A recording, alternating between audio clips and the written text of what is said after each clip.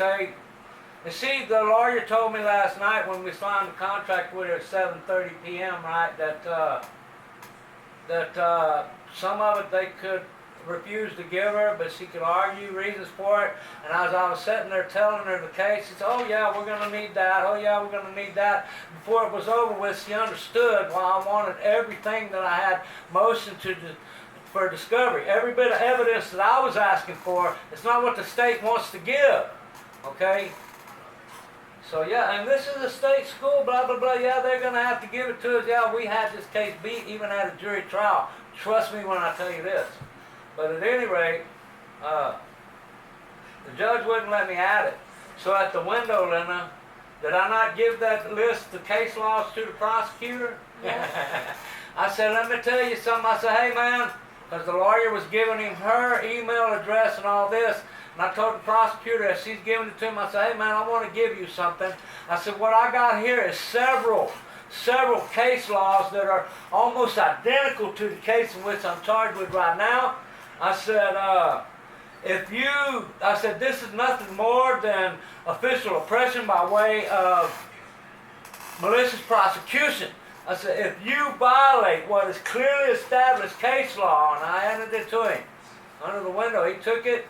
I said, if you violate what is clearly established case law, your qualified immunity is notwithstanding, and you will be held personally accountable in your individual capacity. And I believe that is actually what won that case. I believe because I seen the look in his face when I said what I said, he got scared. He got scared. They wasn't scared, none of them, until this moment.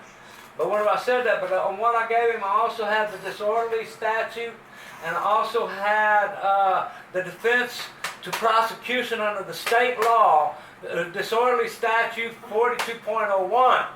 Under state law. Go look, I believe it's, I got it somewhere, I think it's 4AB or something like that.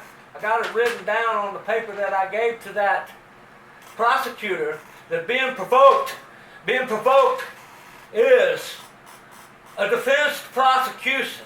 And still here today, I'm still provoked that you're going to try to tell somebody that you can't speak in your normal tone of voice, or you go into jail just for talking. No profanity, talking like I am right now, was grounds to have me arrested. Call the police on me. And to tell me, for the police to tell me that they're going to arrest me.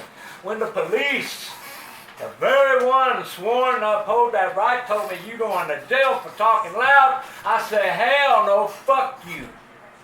Who are you to tell me I can't speak in my own normal tone? Are you stupid? Fuck you.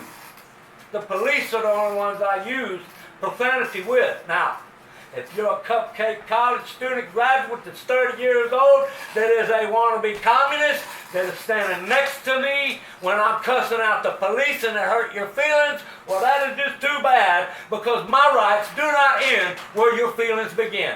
End of story.